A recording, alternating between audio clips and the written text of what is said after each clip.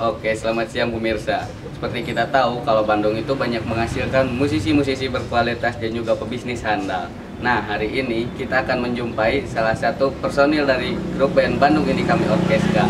Bagi para pecinta musik ska, pasti band itu sudah tidak asing lagi. Nah, setelah itu kita akan menjumpai salah seorang pebisnis muda di Bandung. Dia sudah mempunyai usaha yang cukup lama dan dengar-dengar usahanya itu sudah bekerja sama dengan salah satu BUMN terbesar di Indonesia. Penasaran? Ikuti terus.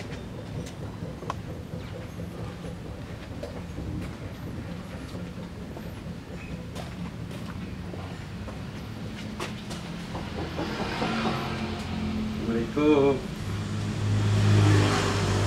Ada salah satu personil bio.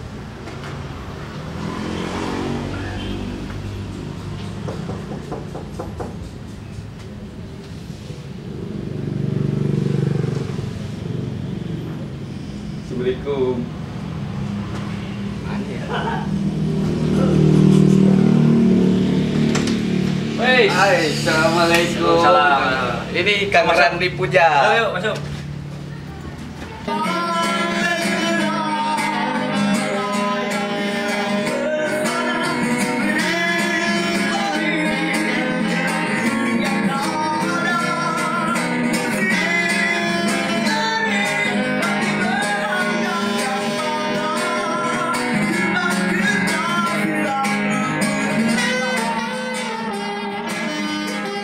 Oke, sekarang kita udah bareng Kang Randi Puja dari Bandung Ini Kami Orkestra.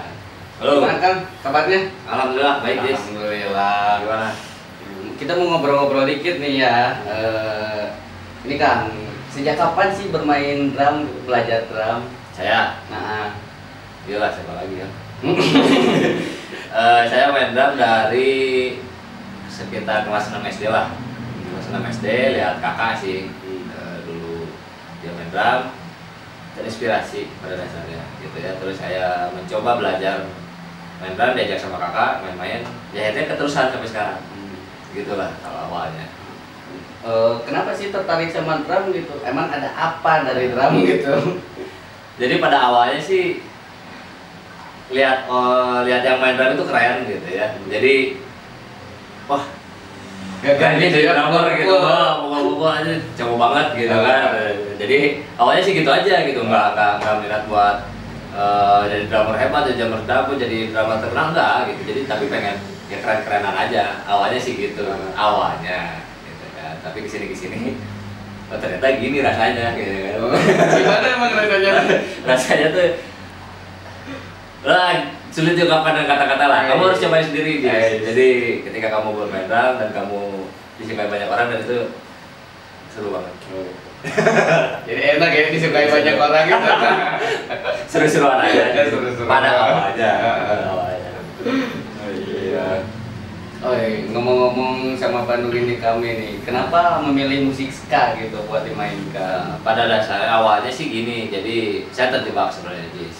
Jadi saya itu drummer metal tadinya, gitu kan, sering bawain lagu-lagu kayak Slipknot gitu kan, terus Cradle of Filth gitu kan, Dimmu Borgir, black metal habis lah pokoknya. Terus ya ke Bandung dalam rangka kuliah tadinya, tadinya terus ya. Nah gitu di Bandung ketemu sama teman-teman yang notabene anak-anak ska gitu, ngajakin, kan bikin band ska yuk gitu kan. Ya ayo aja gitu, kita sih ikut aja gitu ya. Saya kan ke Bandung gitu kan, tadinya niatnya buat kuliah aja, ternyata diajakin main band, ya senang-senang aja gitu kan. Jadi tadinya pada dasarnya sih saya nggak tahu apa itu ska gitu kan awalnya, tapi setelah ikut diajakin teman dan terjun ke dalam, terus saya mendalami, oh ternyata ska begini dan seru gitu, dan ternyata fun gitu kan. Seru aja sih di sini. Seru-seruan pada dasarnya. Asik bisa ngiringin orang lain joget gitu. gitu, orang-orang yang bikin orang joget, senang gitu, entertain gitu kan. Jadi seru-seruan aja. Jadi kenapa harus memilih ska? Ya emang seru aja gitu, dan padahal kan banyak band genre lain gitu ya. Jadi kalau nanya kenapa ska, ya mungkin karena awalnya terjebak, keduanya seru, sekarang ya udah jadi mata pencaharian. Jadi saya merasakan. Oh iya, ngomong lagi sama Bandung ini kami dari kapan nih gabungnya gitu? Atau ikut berkontribusi juga dalam pembuatan Bandung ini kami dari awal? Jadi pada awalnya ini band Bandung ini kami ini kan awalnya itu bandnya namanya Hitoichimi. Dulu Hitoichimi ini dari zaman tahun 2000-an lah gitu berjalan. Tahun 2005-an, 2006 mereka pecah dengan segala kondisi lah gitu ya, mana-mana. Lalu drummernya hilang, nggak tahu di mana. Terima dalam uang buaya, gitu. Nggak tahu. Tapi, nah di situ saya ngebantu teman gitu kan, gitu. Dan bantuin yuk, drummer saya nggak ada, gini kan. Dan namanya ini kami, tadinya ini kami aja kan. Ya udah ayo ikut gitu kan, bantuin, keterusan gitu. Jadi kalau untuk pada proses pembentukan sih saya nggak terlalu ikut waktu itu karena ini kami sudah terbentuk sebelumnya lalu saya masuk gitu kan. Tapi di perjalanan sampai band ini bisa berjalan sampai sekarang, dari start tahun 2006 itu sampai sekarang saya ikut, dan pembangunannya tuh pada ternyata di situ gitu kan ya. Jadi kalau nanyanya kalau saat mencetuskan pertama itu saya nggak ikut, tapi ketika awal bikin lagu gitu kan, rilis lagu, terus di share di recording, terus di promoin, itu saya ikut di sana. Dan sampai sekarang yang masih bertahan dari tahun 2006 tinggal saya sama Andi berdua. Yang lainnya di perjalanan ketemu gitu kan, 2008 ketemu Risa, 2009 ketemu Endro, 2010 ketemu Viko, 2011 ketemu Api, Ivan masuk gitu kan, dan yang lainnya. Udah lama banget berarti ya? Lumayan lah gitu. Ngomong-ngomong sejak tahun 2006 nih sampai sekarang, prestasi apa aja yang udah diraih nih? Soalnya kalau prestasi sih relatif ya, jadi kita nggak bisa bilang prestasi itu harus ranking 1 terus gitu kan ya. Tapi pada dasarnya kita selalu kembali ke diri kita sendiri gitu. Maksudnya gini, jadi ketika prestasi itu disebut ketika kita bisa lebih baik daripada sebelumnya. Anggap 2006 kita cuma bisa ngerilis 1 lagu gitu kan, 2007 kita rilis 2 lagu. Bagi saya itu prestasi karena ada perkembangan dari sebelumnya. Sekarang kalau beda cerita dengan ranking 1 ya, prestasi itu definisi di sekolah gitu kan ya. Nah, bagi saya prestasi itu perkembangan yang terus menerus dinamis gitu ya, dinamis. Jadi ketika kita jatuh kita bisa bangun, ketika bangun kita bisa stabil gitu kan, ketika stabilitas kita bisa meningkatkan. Bagi saya itu prestasi gitu. Jadi kalau ditanya prestasi apa aja, yang mungkin boleh dilihat dari diskografi dan perjalanan Sibio gitu ya, dari pertama terbentuk dari pecahan bongkahan yang terurai gitu ya, hati gitu ya, hati gitu ya, lalu disambungkan bikin lagu 1 2007 2083 gitu kan, personil keluar ada masuk lagi. Buat saya itu prestasi. Dan di dalam perjalanannya gitu kan, 2011 kita ngerilis 2012 ya, lupa lagi pokoknya. Nah, akhir 2011 kita ngerilis mini album, 2012 kita ya gimana ya, masuk stasiun TV. Sebenarnya itu bukan sebuah prestasi yang besar, tapi saat itu gitu ya kita butuh promo nasional dan kebetulan gitu masuk TV, dan itu diundang, dan kita bukan kayak band-band lain yang mengajukan diri pengen masuk TV gitu ya.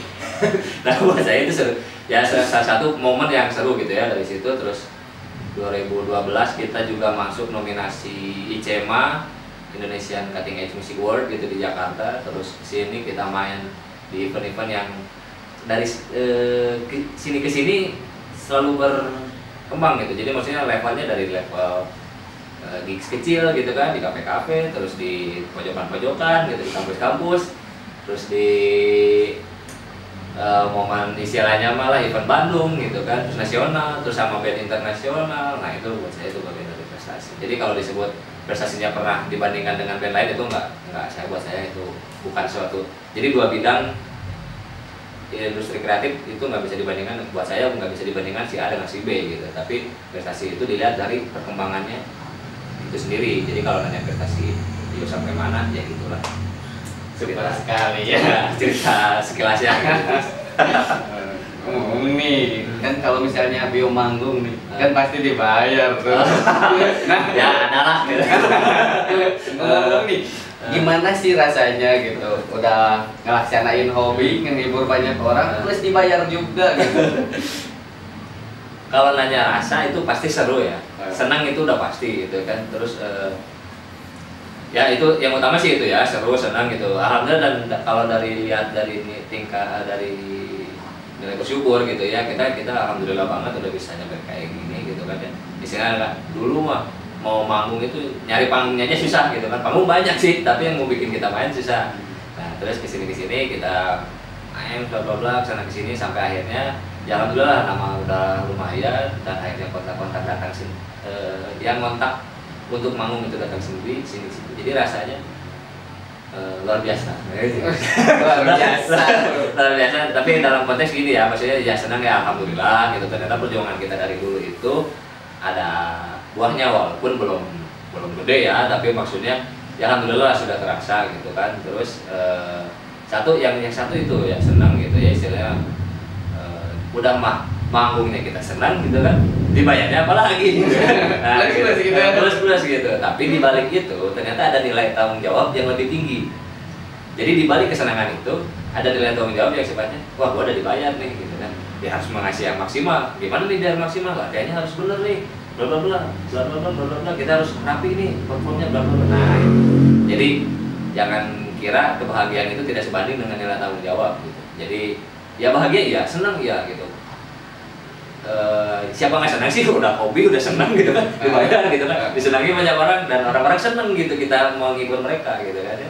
Tapi di balik itu nilai tanggung jawab yang harus kita jaga juga gitu kan. Jadi di balik kita bayar, ya kita harus tampil sempurna gitu kan, mau nggak mau gitu. Jadi kalau nanya rasanya senang dan harus kuat gitulah gitu. Jadi harus kuat itu kan rasa juga gitu kan. Rasanya harus kuat strong ya. Survival gitu lah. Terakhir nih, pesan-pesan nih buat para kaum muda gitu. Jadi pesannya sih pada dasarnya kita ini sama gitu ya. Sama tuh dalam arti ya makan nasi sama gitu, bisa bisa gitu. Besok harus dari ya bla bla bla gitu.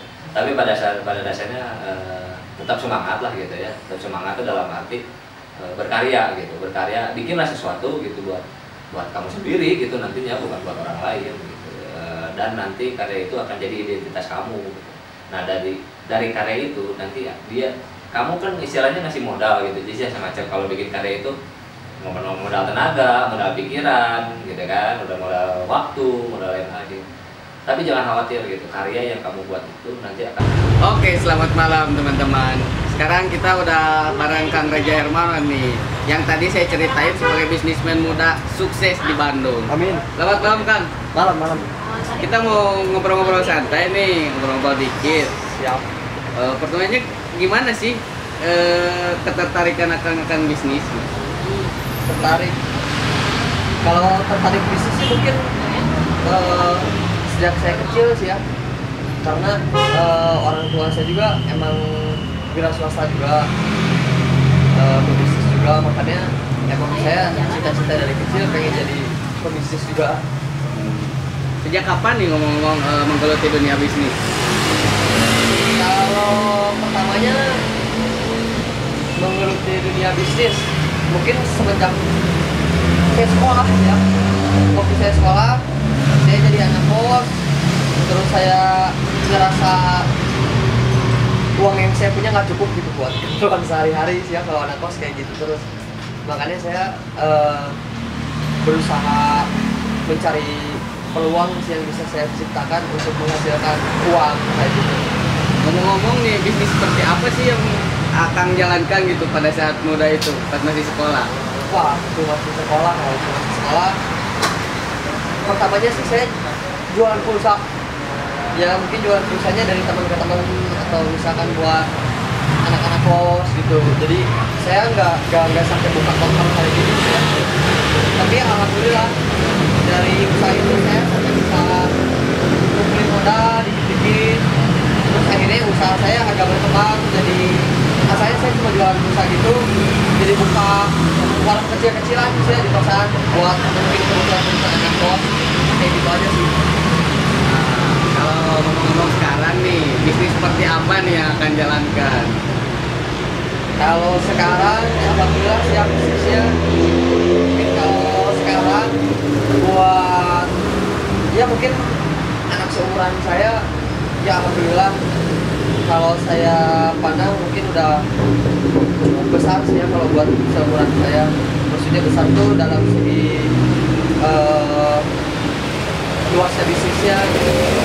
Ya apakah dari segi permodalan atau misalkan dari bisnis yang saya jalanin. Kebetulan sekarang saya lagi ngejalanin bisnis, saya punya beberapa perusahaan yang bergerak di bidang perdagangan umum dan jasa.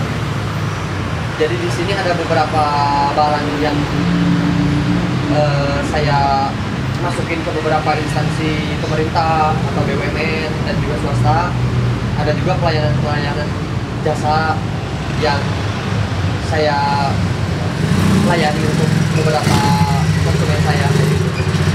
Ngomong-ngomong dengan soal jasa nih, barang dan jasa, produk apa sih yang akan menghasilkan itu? Nah, kalau buat di barang, mungkin di barang banyak sih ya. Salah satu contohnya mungkin saya produksi peti kemas senjata buat pengiriman senjata dari BUMN, salah satu BUMN di Indonesia buat ke industri angkatan darat, terus ke Kementerian Pertahanan. Ya Kementerian Pertahanan itu kan bisa meliputi TNI dan kepolisian, ya kayak gitu. Dan selain peti kemas senjata juga mungkin saya masukin beberapa barang lain, kayak saya produksi konveksi, saya masukin beberapa baju kaos gitu ya, salah satunya ke TNI, terus ke perusahaan-perusahaan BUMN di Indonesia. Terus ya mungkin banyaknya sih saya yang berhubungan sama militer mungkin sih ya, soalnya saya awal mulanya emang belajar usaha dalam skala yang besar mungkin menurut saya ya di BUMN-nya kebetulan dari PT Pindad gitu yang hubungannya sama militer gitu, sama Kementerian Pertahanan ya kayak gitu. Ngomong-ngomong tentang peti senjata nih, itu agak unik ya. Gimana sih caranya Akang untuk memarketkan peti itu sampai bisa sampai ke PT Pindad gitu? Nah sebenarnya mungkin awal mulanya kalau saya di Pindad itu kan mereka produksi senjata. Mungkin karena saya tahu mereka produksi senjata dan mereka setelah selesai produksi senjata harus mereka kirim ke pemesan senjata itu sendiri ya, salah satunya mungkin dari TNI atau dari kepolisian. Nah, proses pengiriman dari PT Pindad itu sendiri yang terletak di Kota Bandung ya ke pemesan senjata itu, mereka pengiriman senjatanya ya memerlukan box senjata yang bisa disebut peti kemas gitu. Kebetulan peti kemas sendiri menggunakan bahan dasarnya kayu triplek, dan kebetulan untuk perkayuan sendiri saya emang basic dari dulunya orang tua saya bisnisnya bisnis di kayu, makanya saya untuk mempelajarinya ya udah ada pembimbing ya gitu, ada tempat nanya segala macam, jadi saya bisa memproduksi itu sendiri. Terus saya tawarin ke Pindad, dan ya alhamdulillah selama ini mungkin barang yang saya jual ke Pindad kualitasnya terpakai, terus harganya pun bisa bersaing sama perusahaan yang nawarin barang yang sama kayak gitu. Ngomong-ngomong nih, kan tadi kerjasama sama PT Pindad gitu, itu kan merupakan salah satu BUMN terbesar gitu di Indonesia. Awal mula ceritanya gimana sih bisa sampai ke PT Pindad tersebut? Ke PT Pindad ya mungkin kalau di PT Pindad sendiri awal mulanya dulu sih sebenarnya orang tua saya yang bisnis di sana, cuma orang tua saya mungkin dapat cobaan di tahun 2007, usaha orang tua saya mengalami bangkrut lah ya, sampai ya usahanya nggak jalan sama sekali. Akhirnya di tahun ya saya beres sekolah lah ya, habis saya dagang-dagang di perusahaan itu di tahun 2010, saya punya keinginan ke situ dan alhamdulillahnya di support sama orang tua gitu, mau dibimbing. Cuma saya sama orang tua saya punya komitmen kalau bisnis apapun yang saya jalanin, saya harus ngerasain bisnis itu dari nol gitu, nggak boleh asalnya dari orang tua gitu. Sekarang jadi tinggal terusin nggak boleh, jadi dipindah sendiri. Sampai sekarang nggak ada yang tahu saya orang tua saya sebenarnya kayak gitu. Ngomong-ngomong tentang bisnis nih, pasti ada suka dan dukanya kan? Ya. Tolong diceritain dong, gimana suka dan dukanya jadi pebisnis. Oke, kalau misalkan di bisnis suka dukanya, mungkin kita harus ngerasain duka dulu supaya kita bisa ngerasain sukanya ya. Ya duka di sini kan banyak, kadang-kadang duka yang saya rasain ya ketika kita ditawarin banyak pekerjaan sementara modal kita nggak cukup. Jadi kita harus saling seimbang antara keuangan, antara produksi, antara marketing, itu harus saling berkesinambungan kayak gitu. Oke, terakhir nih, ada pesan-pesan nggak buat para generasi muda? Ya mungkin kalau pesan-pesan buat generasi muda sih tetap semangat. Kalau misalkan mau ngejalanin bisnis ya kita harus punya pembimbing, banyak pembimbing ya. Pembimbing di sini tidak hanya orang tua ya, banyak dari teman, dari sahabat, ya, dari rekan-rekan atau dari lingkungan sekitar kita. Oke, tadi itu obrolan santai kita dengan Akang Reja Hermawan. Sebelumnya terima kasih nih Kak, Ya, sudah menyempatkan waktunya. Ya, Wah, keren banget ya tadi narasumber kita. Mereka adalah contoh-contoh kaula muda yang sukses di usia muda, dan pokoknya buat kalian jangan pernah takut buat mencoba. Mereka aja bisa sukses, masa kalian enggak? Sekian berita dari saya Miftahul Aziz dan rekan saya Fadil Ramadan. Mohon undur diri. Selamat malam.